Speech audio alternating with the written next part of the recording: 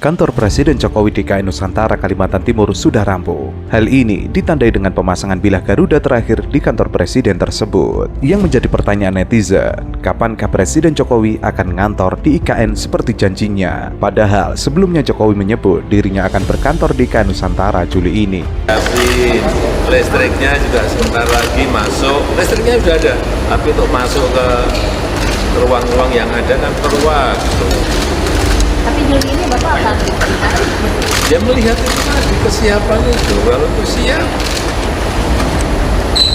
Kemarin memang targetnya kan Juli, tetapi coba lihat PKN minggunya tiap hari hujan terus banget. Jadi memang pekerjaan banyak yang mundur dan itu biasa dalam proyek besar. Pembangunan landmark Garuda di kantor Presiden di kawasan inti pusat pemerintahan Ibu Kota Nusantara telah rampung. Klaim rampungnya proyek tersebut ditandai dengan selesainya pemasangan bilah terakhir dan tertinggi atau topping of Garuda di kantor Presiden IKN. Pemasangan bilah Garuda di kantor Presiden berjalan sekitar 10 bulan sejak pemasangan bilah pertama oleh Presiden Jokowi.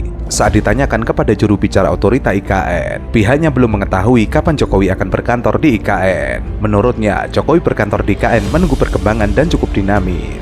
Jubir IKN enggan menjawab soal kesiapan Jokowi berkantor di IKN seperti ketersediaan air dan listrik di kantor Presiden. Sementara Kepala Staf Kepresidenan Jenderal TNI Purnawirawan Muldoko mengatakan Jokowi tetap akan berkantor di IKN, namun tidak menyebutkan tanggal berapa Jokowi akan bertolak dan berkantor di IKN yang baru. Menurut Muldoko, syarat Jokowi berkantor di IKN adalah kesiapan sarana dan prasarana. Pembangunan IKN juga masih sesuai rencana, termasuk agenda upacara ulang tahun ke-79 Republik Indonesia di IKN.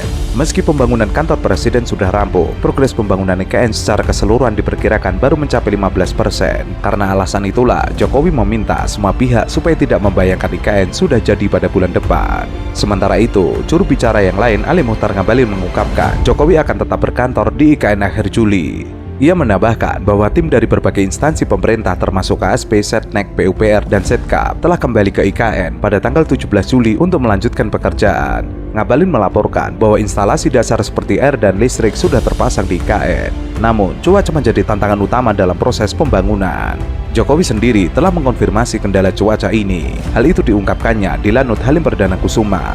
Meski demikian, Jokowi menekankan bahwa pembangunan IKN adalah proyek jangka panjang. Sementara itu, Ngabalin mengungkapkan adanya minat investasi dari berbagai negara asing. Pembangunan IKN saat ini masih dalam fase pertama, yang fokus pada pusat inti pemerintahan yang dibiayai oleh APBN. Meskipun ada tantangan cuaca, pemerintah optimis dapat memenuhi target untuk mulai operasi di IKN pada Juli 2024. Untuk berkantor di sana, ini menimbulkan kekhawatiran. Baru tanggal 16. Kami hari Senin pagi baru tiba Jakarta dari IKN. Ini hari ada anak-anak KSP, Seknek, PUPR, Sekap sudah mendarat lagi di IKN. Ini hari tanggal 17. Akhir Juli clear bisa berkantor. Tapi sebelumnya Kementerian PUPR sudah mengatakan bahwa air dan listrik akan masuk. Sudah, kalau air listrik sudah diinstal. Ini cuma 6-5 hari belakangan ini kan hujan. Sama sekali orang nggak bisa kerja. Jadi Pak Jokowi akhir Juli ini bisa berkantor di sana, Pak? Kalau Allah menghendaki baik dan ini tidak ada halangan, tidak hujan. Karena kami kembali ke Senin kemarin datang ini hujan. Dan 2 hari sama sekali tidak bisa kerja. Jadi kalau sampai akhir Juli ini tidak hujan, kemudian install listrik, airnya sudah jalan. Karena kantor Presiden, aduh, nanti saya bagi foto-fotonya, bagus-bagus. Sudah kelar semua. Jadi ya orang banyak bicara tapi dia tidak mengerti, dia tidak tahu, dia tidak pernah lihat di situ. Saya yang ke-18 kalinya kemarin ini. Nanti lagi tanggal 13 berangkat lagi.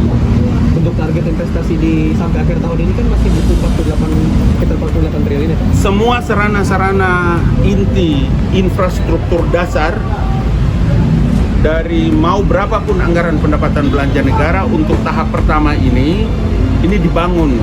Karena kalau tahap pertama ini sudah kelar, baru tahap kedua. Ini lagi antri loh, orang antri untuk datang. Kemarin saya saja terima 3 Korea, China, sama Emirat. Teman-teman kuliah saya, teman-teman sekolah yang mereka datang. Dan kita berkomunikasi. Presiden Jokowi telah menerbitkan Peraturan Presiden Nomor 75 Tahun 2024 tentang percepatan pembangunan Ibu Kota Nusantara.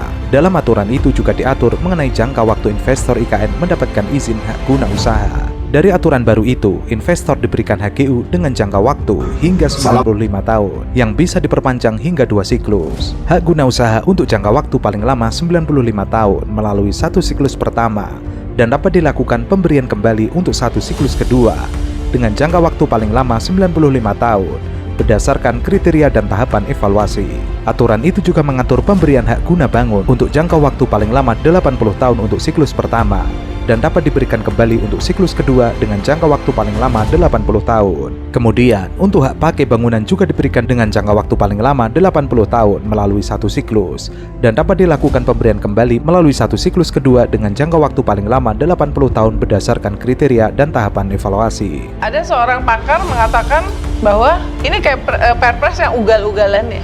Ugal-ugalan dan kelihatan bahwa kepepet sekali. Ya, kepepet sekali sehingga memberikan ekstra karpet super merah kepada investor, padahal selama ini juga udah dikasih karpet merah, tapi ini pemanis yang luar biasa sedemikian sehingga satu tadi seperti saya katakan kami banyak meliput apakah memang betul ini yang diinginkan oleh investor asing.